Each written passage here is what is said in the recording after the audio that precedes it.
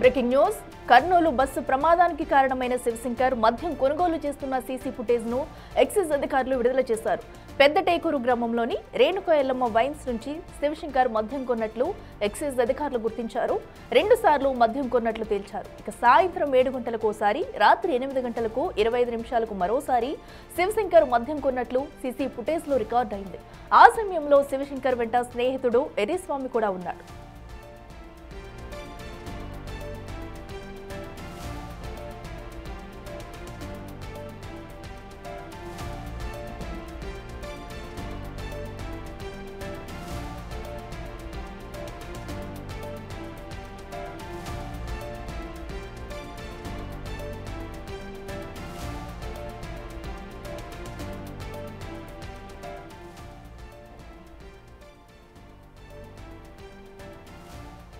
రెటికటు Kurnool bus ప్రమాదానికి కారణమైన నిందితుడు శివశంకర్ అయితే మద్యం కొనుగోలు చేస్తున్న సీసీటీవీ ఫుటేజ్ అయితే పోలీసులు బయటికి విడుదల చేశారు. ఆ విజువల్స్ కూడా మనం బిగ్ టీవీ స్క్రీన్ మీద చూస్తున్నాము. అయితే సుమారుగా ఆ ఘటనకు ముందు కూడా రాత్రి సమయంలో 2 సార్లు అయితే మద్యాన్ని కొనుగోలు చేశారు. 7 గంటలకు ఒకసారి, అలాగే 8 గంటల 25 నిమిషాలకు ఒకసారి అయితే 2 ప్రాంతాల్లో కూడా వీరు మద్యాన్ని కొనుగోలు చేశారు. సీసీటీవీ ఫుటేజ్ లో మన విజువల్స్ లో అయితే క్లియర్ గా చూడొచ్చు. శివశంకర్ అలాగే తన స్నేహితుడు ఎర్రిస్వామి కూడా తనతో ఉన్నారు. సో అయితే వీరిద్దరూ కూడా మద్యాన్ని కొనుగోలు చేసి మద్యం సేవించే అనంతరం కూడా వీరు బైక్ మీద అయితే వెళ్ళినట్టు తెలుస్తుంది. అప్పుడు కూడా పెట్రోల్ బంక్ లోకి వచ్చి నానా హంగామా చేసిన వీడియో అయితే చూసాము.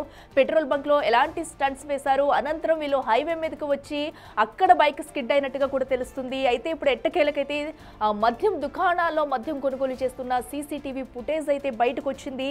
సో దీనిలో కూడా వీరిద్దరూ ఎవరైతే శివశంకర్ ఉన్నారో, శివశంకర్ ఫ్రెండ్ ఎర్రిస్వామి కూడా ఇద్దరు కలిసి మద్యాన్ని కొనుగోలు చేశారు.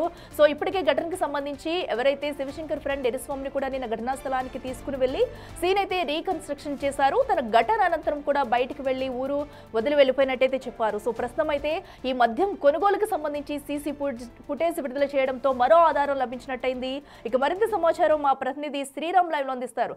శ్రీరామ్, చెప్పండి, ఎట్టకేలకైతే వీరిరువురు కూడా మద్యం కొనుగోలు చేస్తున్న ఆధారాలు అయితే బయటకు వచ్చాయి. సో మద్యం సేవించే వీళ్ళు ఈ ఘటనకు పాల్పడ్డారనుకోవచ్చు. ఎగ్జాక్ట్గా, ఎందుకంటే కర్నూలు సమీపంలో చోటు చేసుకున్న ఈ రోడ్డు ప్రమాదం ఏదైతే ఉందో ఇందులో ప్రధానంగా శివశంకర్తో పాటు ఎర్రిస్వామి ఇద్దరు కూడా సమీపంలో ఏదైతే సోషల్ మీడియాలో వైరల్గా మారిన వీడియో మనం చూసాం. సోషల్ మీడియాలో వైరల్గా మారిన వీడియో ఆధారంగా పోలీసులు దర్యాప్తును ముమ్మరంగా కొనసాగి ముందుకెళ్లిన పరిస్థితి. మొదట 8 గంటల 20 నిమిషాలకు ప్రారంభమై 8 నిమిషాల 26 నిమిషాల వరకు, అంటే 4 నిమిషాల పాటు అదే వెయిన్ షాప్లో ఉన్నటువంటి పరిస్థితి మనం చూస్తూ ఉన్నాం. ఈ వాహనాలన్నీ కూడా ఏదైతే డెడ్ బాడీస్ను తరలించడం కోసం ఇప్పటికే తెలంగాణ గవర్నమెంట్ తమ ఏవైతే 6 మంది మృతి చెందారో వారి కోసం సిద్ధం చేసి ఉంచినటువంటి పరిస్థితి. ఇప్పటికే తెలంగాణ గవర్నమెంట్ కూడా వారికి ప్రకటించిన కాంపెన్సేషన్ ఏదైతే ఉందో ఆర్డీఓ సహకారంతో ఇక్కడే నేరుగా చెక్కులను పంపిణీ చేస్తున్న పరిస్థితి. అయితే ఇప్పటికే ఫోరెన్సిక్ ల్యాబ్ అధికారులు కూడా ఆ రోజు రాత్రి డ్రైవ్ చేసే సమయంలో మద్యం సేవించారు అంటూ కూడా ఫోరెన్సిక్ రిపోర్ట్ రావడంతో నెటిజన్స్ అంతా కూడా వారి మీద ఫైర్ అవుతున్నారు. ఎందుకంటే ఆ మద్యం సేవించడం వల్లే 19 మంది ప్రాణాలు పోయాయంటూ ఇప్పటికే సజ్జనార్ కూడా ట్వీట్ చేశారు కొద్దిసేపటి క్రితమే. ఎందుకంటే ఒక మద్యం తాగి ప్రయాణించినటువంటి శివశంకర్ మద్యం సేవించడం వల్లే 19 మంది మరణించడం జరిగింది. అసలు ఇలా మద్యం సేవించడం వల్ల ఇలాంటి ఘటన చోటు చేసుకోవడంతో వాళ్ళు టెర్రరిస్టుల కంటే చాలా ప్రమాదం అంటూ కూడా సజ్జనారు ట్వీట్ చేసినటువంటి పరిస్థితి మనం చూస్తూ ఉన్నాం. కర్నూలు జీజీహెచ్ సమీపంలో ఉండే ఈ పోస్టుమార్టం గది నుండి నేరుగా ఎవరైతే బాధితులు ఉన్నారో బాధితులందరికీ ఇక్కడ నుండి తమ డెడ్ బాడీస్ డిఎన్ఏలు మ్యాచ్ అయ్యాయి. మ్యాచ్ అయిన తర్వాత ఇక్కడ నుండి నేరుగా తీసుకెళ్తున్నటువంటి ఈ విజువల్ మనం చూస్తూ ఉన్నాం. ఇటు రెవెన్యూ కావచ్చు లేదా పోలీసు వివిధ శాఖల సమన్వయంతో ముందుకెళ్తున్న తరుణంలో మనం చూస్తూ ఉన్నాం. ఇలాంటి ఏర్పాట్లు చేశారు. ఇప్పటికే ఎవరైతే దాదాపు 19 మంది ఆ రోజు ఘోర రోడ్డు ప్రమాదంలో మృతి చెందిన తర్వాత ఇప్పటికే 18 మంది మృతదేహాలకు సంబంధించి డిఎన్ఏ కావచ్చు, ఇటు బ్లడ్ శాంపిల్స్ మ్యాచ్ కావడంతో అధికారులు వారికి తమ బంధువులకు ఈ యొక్క డెడ్ బాడీస్ అప్పగించే కార్యక్రమం చేపట్టిన పరిస్థితి. అయితే ఒక బాడీ ట్రేస్ కాకపోవడంతో అన్ఐడెంటిఫైడ్ డెడ్ బాడీగా చెప్తూ ఉన్నారు. ఎందుకంటే చిత్తూరు జిల్లాకు చెందినటువంటి త్రిమూర్తులు అనే పర్సన్ ఒక 3 days కనిపించలేదు. హైదరాబాద్ నుండి హైదరాబాద్ నుండి ఈ బెంగళూరుకు వస్తూ ఉన్నారనేటటువంటి అనుమానం ఉందంటూ కూడా అధికారులకు సంప్రదించడంతో దీన్ని కూడా బంధువులు ఎవరైతే ఉన్నారో వారి బ్లడ్ శాంపిల్స్ కూడా సేకరించినటువంటి పరిస్థితి. అయితే బ్లడ్ శాంపిల్ సేకరించిన తర్వాత వారి నుండి ఒకవేళ వారి డిఎన్ఏకు ఈ బ్లడ్ శాంపిల్స్ మ్యాచ్ అవుతే ఖచ్చితంగా వారికి కూడా డెడ్ బాడీ రేపు అప్పగించే ఛాన్స్ ఉంది. అయితే మనతో మాట్లాడడానికి గద్వాల ఆర్డీఓ ఉన్నారు. మేడం చెప్పండి, అంటే ఇప్పటికే చెక్కుల పంపిణీ చేశారు, అంటే తెలంగాణ రాష్ట్రం అసలు ఏం ఇన్స్ట్రక్ట్ చేసింది? రాష్ట్ర ప్రభుత్వ ఆదేశాల ప్రకారము మరియు జిల్లా కలెక్టర్ గారి ఆదేశాల ప్రకారము మృతుల కుటుంబాలకు 5 లక్షల ఎక్స్గ్రేషియో చెక్ని ఈరోజు పంపిణీ చేయడం జరిగింది. కలెక్టర్ గారి ఆదేశాల మేరకు ఈరోజు ఇక్కడికి వచ్చి శేషగిరిరావు గారి కుటుంబ వాళ్ళ కూతురికి 5 లక్షల ఎక్స్గ్రేషియో చెక్ను అందించడం, అదేవిధంగా మృతదేహాన్ని కూడా అప్పగించడం జరిగింది. అంటే మొత్తం తెలంగాణకు సంబంధించి ఎంతమంది? తెలంగాణకు సంబంధించి 6 మృతదేహాలు ఉన్నాయి. వారికి సంబంధించినటువంటి బంధువులు అందరికీ కూడా మేము సమాచారం అందించడం జరిగింది. వాళ్ళు కూడా వచ్చారు. డిఎన్ఏ మ్యాచ్ అవ్వగానే వాళ్ళ మృతదేహాన్ని అప్పగించడం జరుగుతుంది. అదేవిధంగా రాష్ట్ర ప్రభుత్వం ప్రకటించినటువంటి 5 లక్షల ఎక్స్గ్రేషియో చెక్ను కూడా వారికి అందించడం జరుగుతుంది. అంటే దాదాపు ఘటన జరిగిన రోజు నుంచి మీరు చూస్తూ ఉన్నారు, అంటే ఏం చెప్తా ఉన్నారు అధికారులు? అంటే ఇటు ఏపీ సంబంధిత అధికారులు ఏం చెప్తా ఉన్నారు? మీ తెలంగాణ సంబంధించి 6 మంది డిఎన్ఏస్ మ్యాచ్ అయ్యంటున్నారు. యాజ్ పర్ మనకు డాక్టర్స్ చెప్పినటువంటి రిపోర్ట్ ప్రకారం అన్నీ కూడా మేము ఏర్పాటు చేసుకున్నాము. ఏదైతే డిఎన్ఏ మ్యాచ్ అయినా దాని ప్రకారము వారి కుటుంబ సభ్యులకు అందించడం జరుగుతుంది. అంటే ఇప్పటికీ ఒక మృతదేహం అన్న అప్పగించడం జరిగిందా? ఇందాక మీరు చెక్కు పంపిణీ? అవును, శేషగిరిరావు గారి మృతదేహాన్ని అప్పగించడం జరిగింది. మృతదేహంతో పాటు రాష్ట్ర ప్రభుత్వం ప్రకటించినటువంటి 5 లక్షల ఎక్స్గ్రేషన్ కూడా చెక్ను కూడా అందించడం జరిగింది. అంటే అధికారులు ఎలాంటి ప్రొసీజర్స్ ఫాలో అవుతున్నారు? అంటే ఇటు డెడ్ బాడీ డిఎన్ఏతో పాటు రక్త నమూనాలు మ్యాచ్ అయిన తర్వాత ఎలాంటి ఫామ్స్ కలెక్ట్ చేస్తూ ఉన్నారు? ఏం చెప్తా ఉన్నారు? ఫోరెన్సిక్ ల్యాబ్ ప్రకారం ఇచ్చినటువంటి దాని ప్రకారం మేము అన్నీ కూడా ప్రొసీజరల్గా ఫాలో అయ్యి వారికి మృతదేహాలని అప్పగించడం జరుగుతుంది.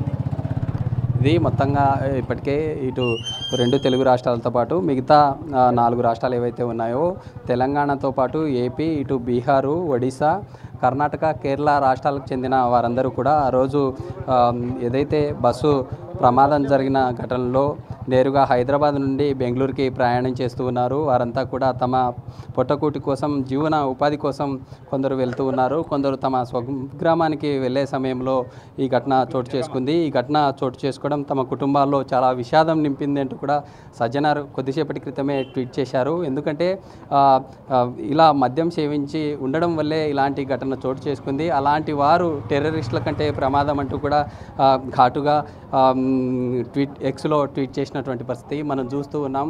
ఈ కర్నూలు జీజీహెచ్ ప్రాంతంలో అందరూ కూడా ఎవరైతే ఈ మృతి చెందిన బాధిత బంధువులు ఉన్నారో వారందరూ ఇక్కడికి చేరుకున్నారు. తమ మృతి చెందినటువంటి వారి మృతదేహాలు ఎప్పుడు అప్పగిస్తారంటూ కూడా వెయిట్ చేస్తున్నటువంటి పరిస్థితి. ఎందుకంటే ఇప్పటికే కీలకమైనటువంటి వాటిలో ప్రధానంగా పోలీస్ శాఖ దర్యాప్తు ముమ్మరం చేసి ముందుకెళ్లే సమయంలో కొన్ని కీలక సంచలన విషయాలు వెలుగు చూశాయి.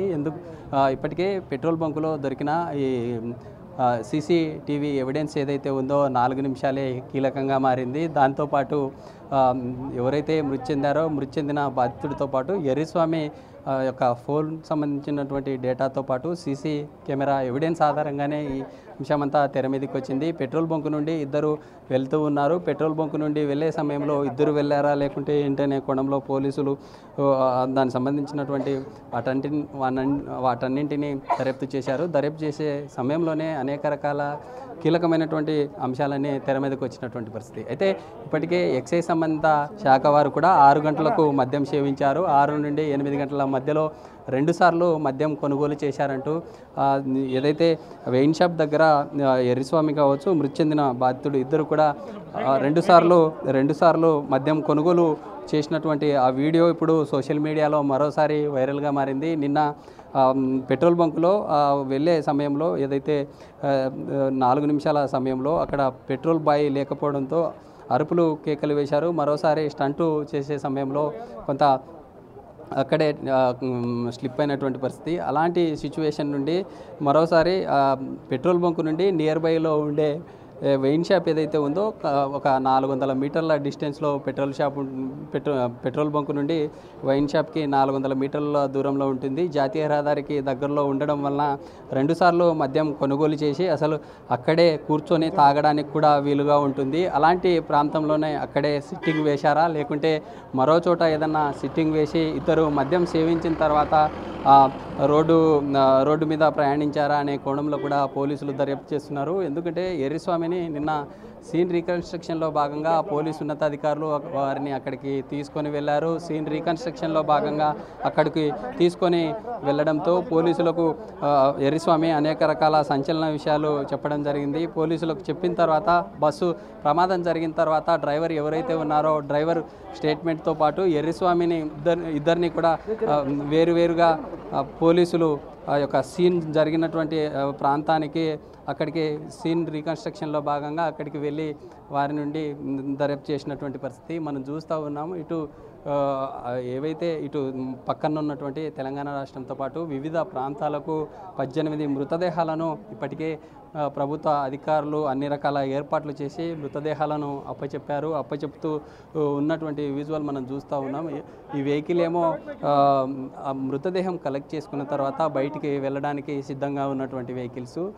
లెఫ్ట్ సైడ్ వెళ్తున్నటువంటి ఈ అంబులెన్స్ ఏవైతే ఉన్నాయో ఈ అంబులెన్స్లన్నీ కూడా ఇంకా బాడీని కలెక్ట్ చేసుకొని నేరుగా తమ ప్రాంతాలకు వెళ్తూ ఉన్నాయి. 3 రోజులు తర్వాత ఈ యొక్క మృతదేహాలు ఇవ్వడంతో ఆ యొక్క కుటుంబాల్లో తీవ్ర విషాదం నెలకొంది. తీవ్ర విషాదంతో ఈ ప్రాంతం అంతా కూడా బంధువులు కావచ్చు లేదా అందరూ ఈ యొక్క సిచ్యువేషన్ చూసి కన్నీరు పెడుతున్నటువంటి పరిస్థితి. అయితే పోలీస్ అధికారులు ఇంకా డెప్త్గా ఈ కేసు సంబంధించి ఆ రోజు ఇద్దరు మద్యం సేవించి వెళ్ళడం వల్లే ఇలా జరిగిందంటూ కూడా రీజనల్ ఫోరెన్సిక్ ల్యాబ్ రిపోర్ట్లో ఆధారాలు రావడం జరిగింది.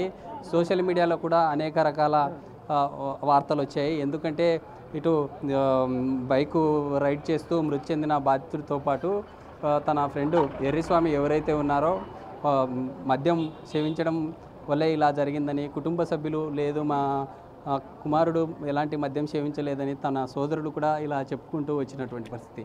ఈ ల్యాబ్ రిపోర్టు వచ్చిన తర్వాత అనేక రకాలైనటువంటి సంచలన విషయాలు బయటకు వచ్చినటువంటి పరిస్థితి. అయితే మనం చూస్తూ ఉన్నాం జిల్లా కలెక్టర్ కూడా జిల్లా ఎస్పీ కూడా వస్తున్నటువంటి పరిస్థితి. మనం జిల్లా ఎస్పీతో మాట్లాడే ప్రయత్నం చేద్దాం.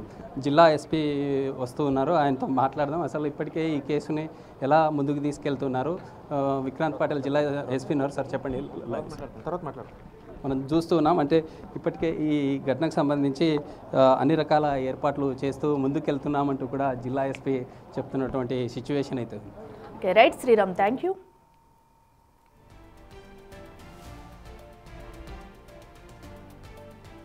ఇక కర్నూలు ఘటనకి సంబంధించి కూడా అటు నిందితుడు శివశంకర్ అయితే మద్యం కొనుగోలు చేస్తున్న సీసీటీవీ ఫుటేజ్ అయితే ఎట్టకేలకు బయటకు వచ్చింది. అయితే శివశంకర్ అతని ఫ్రెండ్ ఎర్రిస్వామి కూడా సీసీటీవీ ఫుటేజ్లో ఉన్నారు. ఈ ఘటన అనంతరం కూడా అటు ఇప్పటికే హాస్పిటల్ వద్ద అయితే ఆ డెడ్ బాడీస్ అయితే పంపిస్తున్నారు. ఈ ఘటనకు సంబంధించి కూడా కర్నూలు ఎస్పీ మాట్లాడుతున్నారు. లైవ్ చూద్దాం.